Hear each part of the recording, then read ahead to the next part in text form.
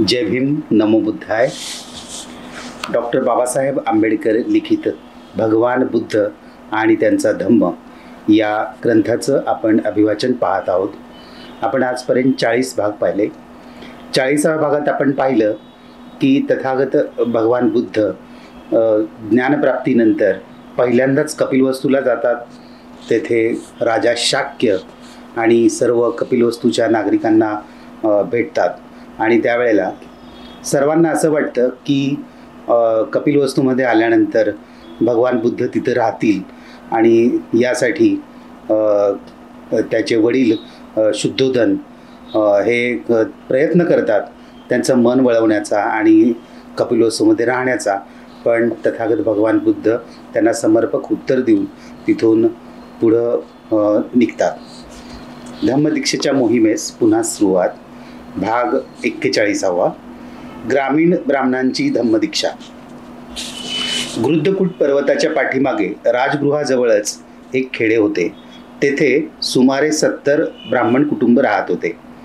या लोकांना आपल्या धम्माची दीक्षा देण्याच्या उद्देशाने भगवान बुद्ध तेथे आले आणि एका झाडाखाली बसले. तथागतांचे तेजस्वी व्यक्तिमत्व व दिव्य कांती पाहून लोक त्यांच्या सभोवती जमले. तेव्हा त्यांनी ब्राह्मणांना विचारले, तुम्ही या पर्वताजवळ किती वर्षापासून राहत आहात आणि तुम्ही कोणता व्यवसाय करता? यावर त्यांनी उत्तर दिले, आमच्या येथे 30 पिढ्या होऊन गेल्या आहेत आणि गुरेढोरे पाळणे हा आमचा व्यवसाय आहे. आणि जेव्हा त्यांच्या धार्मिक श्रद्धेविषयी विचारण्यात आले तेव्हा ते म्हणाले, निरनिराळ्या ऋतूनुसार आम्ही सूर्य, चंद्र, पर्जन्य आणि अग्नीची पूजा करतो. जर एखाद्याला मृत्यू आला तर आम्ही एकत्र येतो आणि ब्रह्मालोकात त्याला जन्म मिळावा आणि जन्म मरण्याच्या फेऱ्यातून तो मुक्त व्हावा म्हणून प्रार्थना करतो. भगवान बुद्धांनी त्यांना सांगितले, हा सुरक्षित मार्ग नव्हे. यापासून तुमचा काहीच फायदा होणार नाही.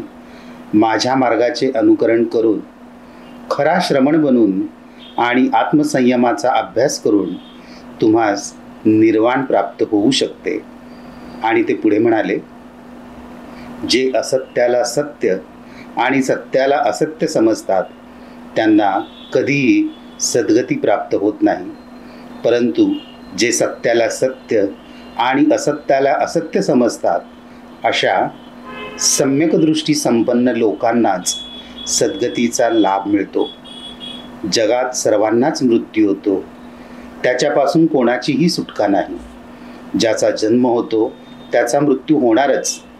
ही गोष्ट सर्व प्राणीमात्रांच्या बाबतीत लक्षात घेऊन जन्ममृत्यूच्या बंधनातून सुटण्याची इच्छा करणे म्हणजे खरी धम्मसाधना होय. जेव्हा हे बुद्धवचन ऐकण्याचे भाग्य त्या ब्राह्मणांना लाभले तेव्हा त्या 70 ब्राह्मणांनी त्वरितच श्रमण होण्याची इच्छा प्रकट केली आणि भगवान बुद्धांनी त्यांना अनुमती दिल्यावर त्यांचे मुंडन करण्यात आले आणि ते खरे श्रमण दिसू लागले. नंतर ते सर्व विहाराकडे जाण्यासाठी निघाले. वाटेत त्यांना आपल्या बायका मुलांची आठवण झाली, परंतु त्याच वेळी जोराची पर्जन्यवृष्टी झाल्यामुळे ते पुढे जाऊ शकले नाहीत. त्यांच्या वाटेच्या बाजूला सुमारे 10 घरे होती.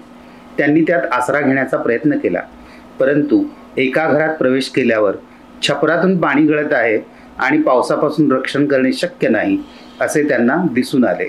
तेव्हा भगवान बुद्ध म्हणाले, ज्याप्रमाणे घराचे छप्पर उत्तम प्रकारे साकारलेले नसेल तर पावसाचे पाणी आत शिरते, त्याचप्रमाणे ज्यावेळी कामवासना आपल्या मनाच्या आत घुसतात तेव्हा त्या सर्व चांगल्या संकल्पनांना पोखरून काढतात. परंतु ज्यावेळी छप्पर चांगल्या प्रकारे साकारलेले असते त्यावेळी त्यातून पाणी गळत नाही.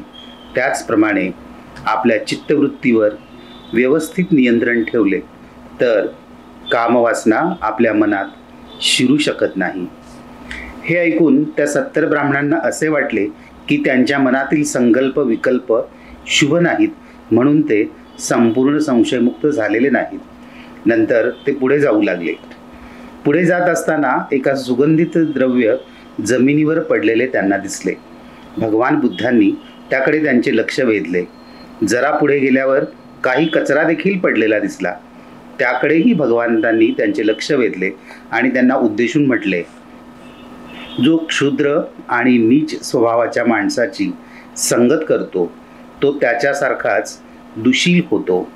जसे एखादा दुर्गंधीयुक्त पदार्थ हातात धरणारा माणूस स्वतः दुर्गंधित होतो, तो अधिकाधिक वाईट बनत जातो आणि अकुशल केल्यावर आणखी अकुशल करण्यात तरबेज होतो. परंतु जो बुद्धिमान पुरुषांची संगती करतो तेव्हा तो देखील तसाच होत जातो. ज्याप्रमाणे सुगंधी द्रव्य हातात घेणाऱ्याचा देह सुद्धा सुगंधित होतो, तो बुद्धिमान उत्तरोत्तर अधिक ज्ञानी, अधिक शीलवान व अधिक गुणवान होतो. त्याच्या गुणात पूर्णत्वाचा लाभ होऊन त्याला संतोष प्राप्त होतो. या गाथा ऐकून घरी परतण्याची व वैवाहिक सुखात निमग्न होण्याची आपली इच्छा म्हणजे आपल्याला लागलेला कलंक होय अशी खात्री पटल्यानंतर त्या 70 ब्राह्मणांनी आपल्या घरी परतण्याचा विचार सोडून दिला आणि शेवटी ते विहारात आले व काही काळाने त्यांनी अर्हतपद प्राप्त करून घेतले. उत्तरावतीच्या ब्राह्मणांची धम्मदीक्षा. ज्यावेळी भगवान बुद्ध श्रावस्ती येथे जेतवनात राहत होते आणि माणसांच्या व देवांच्या कल्याणार्थ आपल्या धम्माची शिकवण देत होते, त्यावेळी पूर्वेच्या बाजूला उत्तरावती नावाच्या प्रदेशात 500 ब्राह्मण राहत होते. त्या सर्वांनी अंगाला चिखल वगैरे फासून ऋषी होण्याच्या आकांक्षेने गंगेच्या काठावर राहणाऱ्या एका निग्रंथ संन्याशाकडे जावे असे त्यांनी ठरविले होते. जाता जाता वाळवंटात त्यांना खूप तहान लागली. एक झाड दृष्टीस पडताच जवळपास मनुष्यवस्ती असावी या आशेने ते घाईघाईने तिकडे गेले. परंतु जेव्हा ते तिथे पोहोचले तेव्हा त्यांना मनुष्यवस्तीचे एकही चिन्ह आढळले नाही. अशा परिस्थितीत ते मोठमोठ्याने आक्रोश करू लागले. तेव्हा अकस्मात त्या झाडातून त्यांना त्या झाडावर राहणाऱ्या वृक्षदेवतेचा आवाज ऐकू आला. त्यांच्या आक्रोशाचे कारण त्यांनी विचारले आणि ते कारण ऐकल्यावर त्यांना यथेच्छ खाण्यापिण्यास दिले. पुढे जाण्यास निघण्याची तयारी केल्यावर ब्राह्मणांनी त्या वृक्षदेवतेस त्याला अशा स्वरूपाचा जन्म का प्राप्त झाला याचा पूर्वेतिहास विचारला. त्यावर त्या वृक्षदेवतेने सांगितले, ज्यावेळी अनाथपिंडिक सुदत्ताने भगवान बुद्धांना जेतवन उद्यान अर्पण केले त्यावेळी तेथे जमलेल्या भिक्खूंच्या सभेत तो गेला असता तो त्या धम्मावरील प्रवचन रात्रभर ऐकत बसला आणि परत जाताना आपल्या पात्रातून त्या भिक्खूंना पाण्याचे दान दिले. दुसऱ्या दिवशी सकाळी तो घरी परत आल्यावर, तुम्हाला कसला त्रास झाला की तुम्ही रात्रभर घराबाहेर राहिलात असे त्याच्या पत्नीने त्याला विचारले. त्यावर तो म्हणाला, मी रागावून घराबाहेर राहिलो नाही, परंतु जेतवनात भगवान बुद्धांचे प्रवचन ऐकण्यासाठी मी गेलो होतो. तेव्हा त्याच्या पत्नीने भगवान बुद्धांना शिव्याशाप देण्यास सुरुवात केली व म्हणाली, हा गौतम म्हणजे लोकांची फसवणूक करणारा एक वेडा धम्मोपदेशक आहे इत्यादी. तेव्हा तिच्या म्हणण्याला मी विरोध केला नाही, म्हणून मी मेल्यानंतर वृक्षदेवता झालो आहे आणि माझ्या भित्रेपणामुळे मला या झाडावर डांबून ठेवण्यात आले आहे. आणि नंतर त्याने पुढील अर्थाचे श्लोक म्हटले. यज्ञ इत्यादी क्रियाकर्म रात्रंदिवस दुःख देणारी असतात. ते चिंतेचे जनक असतात. चिंतामुक्त होण्यासाठी आणि दुःखाचा क्षय करण्यासाठी मनुष्याने बुद्धांच्या धम्माचा स्वीकार करावा आणि ऋषींनी सांगितलेल्या ऐहिक धर्माच्या नियमातून आपली सुटका करून घ्यावी. हे शब्द ऐकल्यावर ब्राह्मणांनी श्रावस्तीला, ज्या ठिकाणी भगवान बुद्ध होते त्या ठिकाणी जाण्याचे ठरविले. आपल्या भेटीचा उद्देश त्यांनी सांगितला आणि त्यांची विनंती ऐकल्यावर भगवान बुद्ध त्यांना म्हणाले, मनुष्य जरी केसांच्या जटा वाढवून किंवा नग्न राहून किंवा शरीरावर थोडीशी पाने किंवा वल्कले धारण करून आणि अंगाला चिखल फासून किंवा तो दगडावर झोपून राहू लागला तरी तृष्णेतून मुक्त होण्याच्या दृष्टीने त्याचा काय उपयोग. परंतु जो कलह करीत नाही किंवा हत्या करीत नाही किंवा अग्नीच्या साह्याने कोणाचा नाश करीत नाही, कोणाला पराजित करून तो विजयाची इच्छा करीत नाही, जो सगळ्या जगाविषयी सदिच्छा बाळगतो आणि सगळ्यांशी मैत्री करतो, त्याच्या मनात द्वेष किंवा तिरस्काराची भावना निर्माण होत नाही. पुण्य लाभावे म्हणून भूताखेतांना जो बळी देतो किंवा परलोकी सुखाच्या फळाची अपेक्षा करतो, त्याला मिळणारे सुख हे सत्पुरुषाचा आदर करणाऱ्या माणसाच्या सुखाच्या 1/4ही बरोबर नसते.